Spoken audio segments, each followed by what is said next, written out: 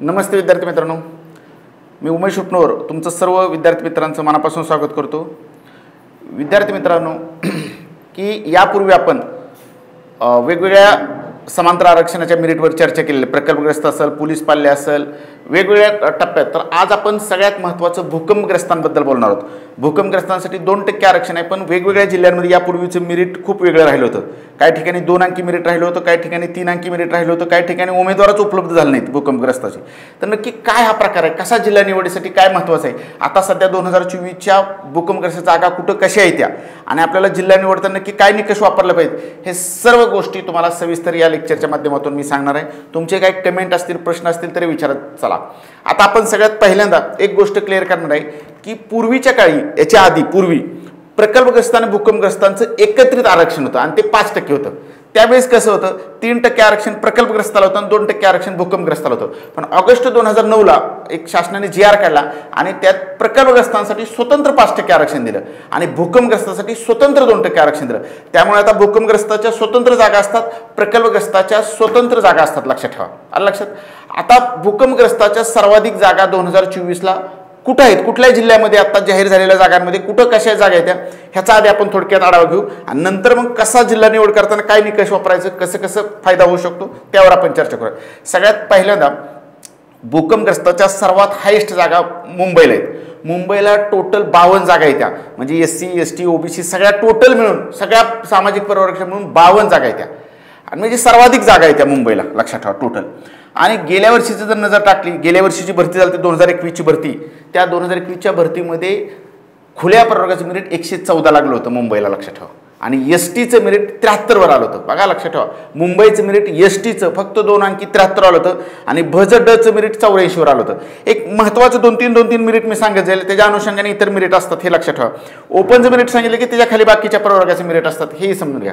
त्यानंतर सर्वात हायेस्ट जागा आहे त्या गडचिरोलीला, 14 जागा आहे त्या गडचिरोलीला। पण गडचिरोलीबाबतचं एक विशेष बाब लक्षात घ्या की गडचिरोलीला तुम्हाला फॉर्म भरता येत नाही, लक्षात ठेवा भूकंपग्रस्ताला। कारण गडचिरोलीमध्ये एक नियम केलेला आहे की गडचिरोलीच्या जाहिरातीमध्ये फक्त गडचिरोलीचे रहिवासीच फॉर्म भरतात, त्यामुळे बाकीच्यांना फॉर्मच भरता येत नाही। कारण माडे आणि गोंडी भाषेतलं पुन्हा नंतर तिथं लेखी परीक्षा एक्स्ट्रा घेतली जाते, तुमची लेखी परीक्षा झाल्यावर पुन्हा एक एक्स्ट्रा पेपर घेतला जातो, त्यामुळे तिथं भरून बी फायदा नाही। आणि लोकलचं तुम्ही रेसिडेन्सी पाहिजे, तहसीलदारचा दाखला पाहिजे तुमचं तिथलं रहिवासी असलेला, त्यामुळं गडचिरोलीच्या मुलाला अख्ख्या महाराष्ट्रात फॉर्म भरता येतो, पण अख्ख्या महाराष्ट्रातल्या मुलाला गडचिरोलीला फॉर्म भरता येत नाही, ही एक विशेष बाब नोट करून घ्या। तुम्हाला गडचिरोलीला फॉर्म भरता येत नाही। आणि दुर्दैवाची गोष्ट अशी आहे की गडचिरोलीमध्ये एकही भूकंपग्रस्त नाही, त्यामुळे आता इथून पुढे दरवर्षी भूकंपग्रस्त जागा गडचिरोलीच्या खाली राहणार आहेत। शासन असं का करते समजत नाही, एकतर जागा काढते भूकंपग्रस्ताच्या गडचिरोलीला आणि गडचिरोलीत एक बी भूकंपग्रस्त नाही, मग त्या जागा दरवर्षी खाली तशाच बॅकलॉग टाकत राहायचं। ती जागा तरी कशाला काढता तुम्ही, एकतर महाराष्ट्रातील विद्यार्थ्यांना फॉर्म भरता येत नाही गडचिरोलीला, आणि मग तिथं जागा कशाला काढता भूकंपग्रस्ताच्या, ही साधी बाब आहे। पण असो, आपल्याला आता त्या विषयावर चर्चा करणं, आपल्याला मूळ विषयावर यायचे। तर ठाणे शहरला त्यानंतरच्या जागा 12 जागा आहेत, त्या ठाणे शहरला सुद्धा चांगल्या जागा आहेत, बघा लक्षात ठेवा। हायेस्ट जागांबद्दल आपण थोडीशी चर्चा करतोय। तर ठाणे शहरला 12 जागा आहेत त्या, आणि गेल्या वर्षीचं मेरिट खुल्या प्रवर्गाचं 126 लागलं होतं, बघा खुल्याचं 126 आणि OBCचं 115। ठाणे शहरचं मेरिट टप लागलं होतं। गेल्या वर्षी ज्यांनी ठाणे ग्रामीणला फॉर्म भरला त्याला फायदा झाला, ठाणे शहरचं मेरिट टप होतं, ते ह्यावेळेस राहिलं असं नाही, पण साधारणतः मेरिटमध्ये कसं राहिलं होतं। त्यानंतर हायेस्ट जागा आहे त्या पुणे ग्रामीणला, 9 जागा आहेत त्या भूकंपग्रस्ताच्या, म्हणजे सगळ्या टोटल सामाजिक प्रवर्ग धरून 9 जागा आहेत बरं का। गेल्या वर्षी पुणे ग्रामीणचं मेरिट सुद्धा टप होतं, 131 पर्यंत मेरिट गेलं होतं ओपनचं, लक्षात ठेवा 131, 150पैकी 131 भूकंपग्रस्ताचं मेरिट टप मेरिट झालं। SC सारख्या प्रवर्गाचं फक्त 95 वर आलं होतं 2 अंकीत, आणि OBCचं 112 पर्यंत आलं होतं भूकंपग्रस्ताचं मेरिट, त्यामुळे पुणे ग्रामीण सुद्धा टप होतं, लक्षात ठेवा।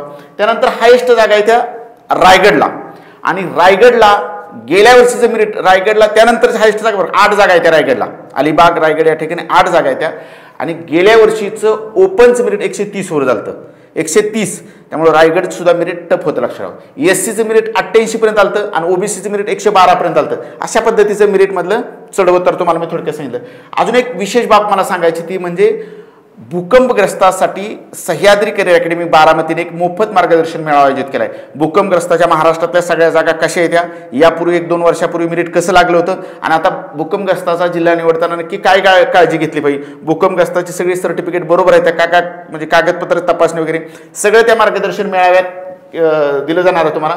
अशा पद्धतीचा मार्गदर्शन मेळावा आहे शुक्रवारी 15 मार्चला सकाळी 10 ते सायंकाळी 5 पर्यंत चालणार आहे. प्रकल्पग्रस्त आणि भूकंपग्रस्त दोन्ही प्रवर्ग त्या ठिकाणी बोलवले आहेत.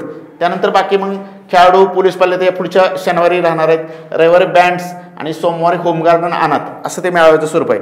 तर निश्चितपणे प्रकल्प आणि भूकंपग्रस्त आणि शुक्रवारी 15 मार्चला जर तुम्ही आला सह्याद्री अकॅडमी बारामतीला तर तुम्हाला ह्याच्यासाठी 97 67 100 974 किंवा 97 67 100 476 या नंबरला कॉल करा. तुमचं जर परगावून येणार असेल तर निवासाची सुद्धा मोफत सोय, नाश्ताही तुम्हाला मोफत दिला जाईल आणि तुम्हाला टोटल कशी जिल्ह्याची निवड असते वगैरे सगळ्या गोष्टी तिथं क्लिअर केल्या जातील. असो ठीक आहे, ज्यांना लाभ घ्यायचा आहे त्यांनी घेऊ शकता. तर अशा पद्धतीने भूकंपग्रस्तात आता भूकंपग्रस्ताचा फॉर्म भरताना 2-3 गोष्टी आपल्याला पाहायची ते. आता सगळ्या जागांचा तपशील बघा कसा आहे आणि मग कुठला जिल्हा सेफ राहू शकतो. तर एकाच दिवशी लेखी परीक्षा असल्यामुळं फॉर्म भरताना थोडीशी काळजी घ्या आणि व्यवस्थित फॉर्म भरा. कारण भूकंपग्रस्ताच्या सर्वात कमी जागा काही जिल्ह्यामध्ये येत्या, म्हणजे एकच जागा आहे बघा. भूकंपग्रस्ताच्या आता 2024च्या जाहिरातीत फक्त एकच जागा आहे. अमरावती शहर एकच जागा आहे, सिंधुदुर्ग एकच जागा आहे, रत्नागिरी, परभणी, गोंदिया, बुलढाणा, नाशिक शहर, छत्रपती संभाजीनगर, धाराशिव, लातूर असं जिल्हा आहे तिथं फक्त एकच जागा आहे. मग ती एक जागे फॉर्म भरताना खूप धाडस लागतं बरं का. एकाच ठिकाणी एकच जागा फॉर्म भरायचा आहे, पण ते सुद्धा कॅल्क्युलेट ते रिस्क ठरू शकते फायद्याची सुद्धा. त्यामुळे तो सुद्धा फॉर्म भरताना नक्की काय रिस्क घेतली पाहिजे आणि कसा फायदा राहू शकतो. कारण यापूर्वी एक जागा जिथं होती तिथलं मेरिट कसं राहिलं होतं आणि यापूर्वी जिथं 10-12 जागा होती तिथले मेरिट कसं राहिलं होतं हे बी तुलनात्मक अभ्यासा व्यवस्थित समजून घ्या आणि मगच फॉर्म भरा. त्यामुळे ह्या गोष्टी थोड्याशा महत्त्वाच्या राहतील असं मला वाटतं. त्यानंतर बऱ्याच वेळा काही नवीन विद्यार्थी असतात भूकंपग्रस्तांना फॉर्म भरतात पण भूकंपग्रस्ताच्या जागाच नसतात तिथं. म्हणजे महाराष्ट्रातला असं काही जिल्हा येतं की या भरतीला भूकंपग्रस्ताला 0 जागा आहे, म्हणजे पोलीस भरतीची जाहिरात आहे पण भूकंपग्रस्ताला जागा नाही. तर नीट काळजी घ्या मग फॉर्म भरा. अदरवाईज काय होईल की आपला फॉर्म जाईल, भूकंपग्रस्तांना फॉर्म भरचाल पण नंतर फायनल जागा नसल्यामुळं तुम्हाला तिथं संधी मिळणार नाही. त्यामुळे नीट विचार करा. कारण सोलापूर शहराला जाहिरात आहे पण भूकंपग्रस्त जागा नाही. पुणे रेल्वे असेल, मुंबई रेल्वे असेल, मुंबई रेल्वेला सुद्धा जागा नाहीत भूकंपग्रस्त लक्षात ठेवा. ठाणे ग्रामीण असेल, पालघर असेल, नाशिक ग्रामीण असेल, अहमदनगर असेल, धुळे असेल, सोलापूर ग्रामीण असेल, वर्धा असेल, भंडारा असेल, यवतमाळ असेल असे जिल्हे आहेत की जिथं पोलीस भरतीची जाहिरात आहे पण भूकंपग्रस्ताला 0 जागा आहेत. त्यामुळं भूकंपग्रस्तांच्या उमेदवारांनी अतिशय काळजीपूर्वक व्यवस्थित फॉर्म भरा. कारण सांगली, वाशिम, छत्रपती संभाजीनगर ह्या जिल्ह्यांमध्ये भूकंपग्रस्ताला जागाच नाहीत. जाहिरात आली पण भूकंपग्रस्ताला जागा नाही. त्यामुळे फॉर्म भरताना ह्या सर्व गोष्टीची व्यवस्थित खबरदारी घ्या असं मला वाटतं. तुमचं जे काही प्रश्न असतील तरी विचारत चला बरं का. तुमचा प्रश्न जे काय असतील ते तुम्ही विचारत चला. आता महाराष्ट्रात एक सगळ्यात महत्त्वाचं मला शेवटच्या टप्प्यात सांगायचे की उमेदवार उपलब्ध झाला नाही. 2021ची जी पोलीस भरती होती ना भूकंपग्रस्ताच्या जागा अक्षरशः खाली राहिल्या. म्हणजे उमेदवारच उपलब्ध झाले नाहीत ही विशेष बाब आहे. म्हणजे मुंबई रेल्वेसारख्या ठिकाणी STची एक जागा होती पण भूकंपग्रस्तच आले नाहीत. पालघरसारख्या ठिकाणी STची एक जागा होती उमेदवारच उपलब्ध झाला नाही. सातारला जिथं कोयना नगरला भूकंप झाला, सातारा भूकंपग्रस्ताचा जिल्हा पण उमेदवार आला नाही, STची एक जागा अशी खाली राहिली. नागपूर ग्रामीणला OBCचा एक जागा होती, भूकंपग्रस्तच उमेदवार आला नाही, जागा खाली राहिली. गडचिरोलीला STच्या 2 आणि OBCच्या 4 जागा खाली राहिल्या, उमेदवार आले नाहीत. किंवा यवतमाळसारख्या ठिकाणी STची 1 आणि OBCची 1 जागा होती ती खाली राहिलेली आहे. त्यामुळं मला असं वाटतं की ह्या सगळ्या गोष्टीचा विचार करा तुम्ही आणि मग हे करा. त्यामुळं फॉर्म भरताना, जिल्हा निवडताना ह्या सगळ्या गोष्टीचा व्यवस्थित विचार करा.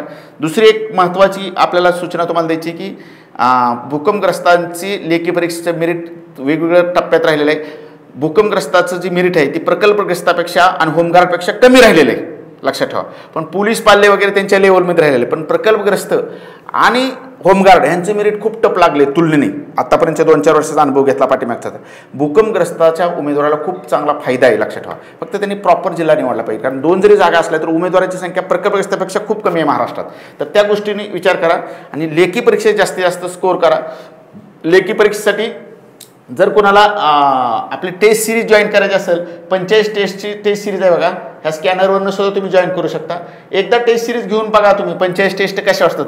रोज 2-2 जरी टेस्ट सोडवल्या तरी किंवा रोज 1 सोडवली तर 45 दिवस तुम्ही टेस्ट सोडवली ना तर खूप चांगला तुम्हाला फायदा होऊ शकतो. तुम्ही एक 5-6 जणांत वाटलं तर एक टेस्ट सिरीज घ्या, एक टेस्ट आणि कशी वाटते मला सांगा उलट कमेंट करून बाबा टेस्ट. कारण बरेच विद्यार्थी म्हणतात की खूप छान आहे, पण तुम्ही सांगा तुम्हाला कशी वाटते टेस्ट, म्हणजे टेस्टचा फायदा होते का. त्यातलं जे प्रश्न येतं ते खूप वेगळं येतं, थोडंसं टप लेवलचं प्रश्न येतं. म्हणजे तुम्ही सह्याद्री करिअर अकॅडमीचा पोलीस भरतीचा ठोकळा वापरताय ना, त्यातलं प्रश्न त्यात रिपीट दिसणार नाही. तर नाही तुम्हाला वाटायचं की तेच प्रश्न इकडे टाकले असतील टेस्टला आणि तेच दिलं असेल तुम्हाला. त्यातलं प्रश्न आहेत, खूप वेगळं प्रश्न आहेत, पण तुम्हाला त्याचा फायदा होऊ शकतो चांगल्या पद्धतीने. आलं लक्षात. आणि त्या पद्धतीने आता आपण भूकंपग्रस्ताबद्दलची चर्चा केली. आता 2021चं मिरिट आपण पाहूया. भूकंपग्रस्ताचं 2021चं मिरिट कसं राहिलं होतं ते एक थोडीशी चर्चा करूया त्यावरती. सर्वात हायेस्ट जर मिरिट असेल, सर्वात हायेस्ट मिरिट बघा भूकंपग्रस्ताचं सर्वात हायेस्ट मिरिट,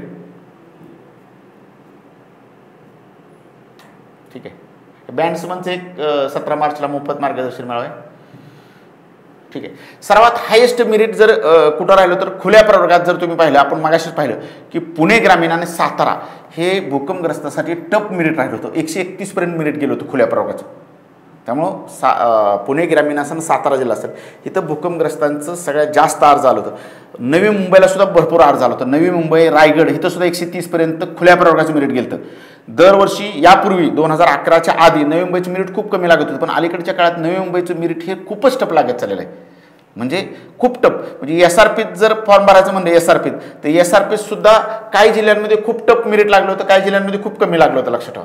तर SRPचं सुद्धा ज्या ज्या जिल्ह्यांनी हायेस्ट मेरिट लागलं होतं ते पाहणार आहे, काही जिल्ह्यांनी खूप कमी मेरिट लागलं होतं ते आपण पाहणार आहोत. तर SRPचं सर्वात कमी मेरिट जर म्हणलं किंवा पोलीस भरतीचं सर्वात कमी मेरिट पाहूया.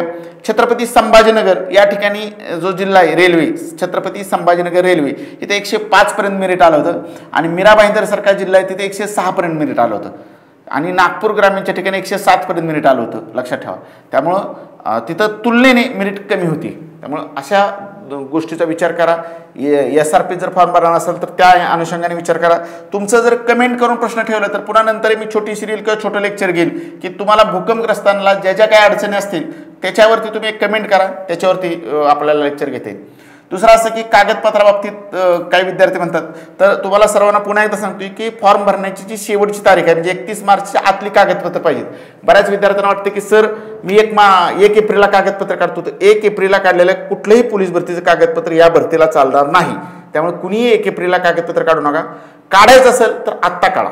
आत्ता काढलेलं कागदपत्र तुम्हाला चालू शकतं. आलं लक्षात. त्यामुळं आत्ता कागदपत्र काढा. आणि सगळ्यात महत्त्वाचं म्हणजे नॉन क्रिमिलेअर खास करून बघा, तुमचं कास्ट अँड डोमिसाईल तर जुनं असलं तर चालतं, पण नॉन क्रिमिलेअर ज्यांना काढायचे त्यांनी आत्ता नॉन क्रिमिनल काढा. जुनं जर चालत नसेल तर खूप मोठा प्रॉब्लेम होऊ शकतो बरं का. एवढी तयारी करून आता काढलेलं नॉन क्रिमिनल चालेल. आता एखादं तुम्हाला तहसील ऑफिसला म्हणतील की आता काढलेलं नॉन क्रिमिनल फक्त 31 मार्चपर्यंत चालते, तुला काय फायदा होणार नाही. त्याला म्हणायचं मला 31 मार्चपर्यंत चालणार पाहिजे, मला पुढं चालणार नको आहे कागदपत्र. त्यामुळे ते कागदपत्र आता काढून घ्या. आणि नंतर जिल्हाधिकारी किंवा जिल्हा पुनर्वसन अधिकाऱ्यांनी जे भूकंपग्रस्ताचं प्रमाणपत्र दिलं असतं ते प्रमाणपत्र सुद्धा 31 मार्चच्या आतलं पाहिजे. ते सगळे प्रमाणपत्र फाईल फोल्डरला लावा आणि येणाऱ्या भरतीला धाडसाने सामोरं जावा. 100% तुम्हाला यशस्वी होता येईल. लक्षात ठेवा. मी अजून पुढच्या टप्प्यामध्ये वेगवेगळ्या लेक्चरची सिरीज घेणार आहे. फक्त तुम्ही कमेंट करा की तुम्हाला ह्या लेक्चरमध्ये अजून काय अपेक्षित आहे. कारण मलाही आपण वन वे संवाद साधतोय. तुमच्याकडून जर आलं की सर हे भूकंपग्रस्तावरती आम्हाला ह्या जिल्ह्याचं किंवा काय जे तुम्हाला अपेक्षित ते सांगा, त्याच्यावरती मी लेक्चरची दिशा निश्चितपणे बदलेल. जोरात तयारी करा, कारण खूप मोठी संधी आहे. 17,000पेक्षा जास्त जागांची ही मोठी भरती प्रक्रिया आहे. त्यामुळे व्यवस्थित जर तयारी केलं तर 100% तुम्ही यशस्वी होऊ शकता. धन्यवाद.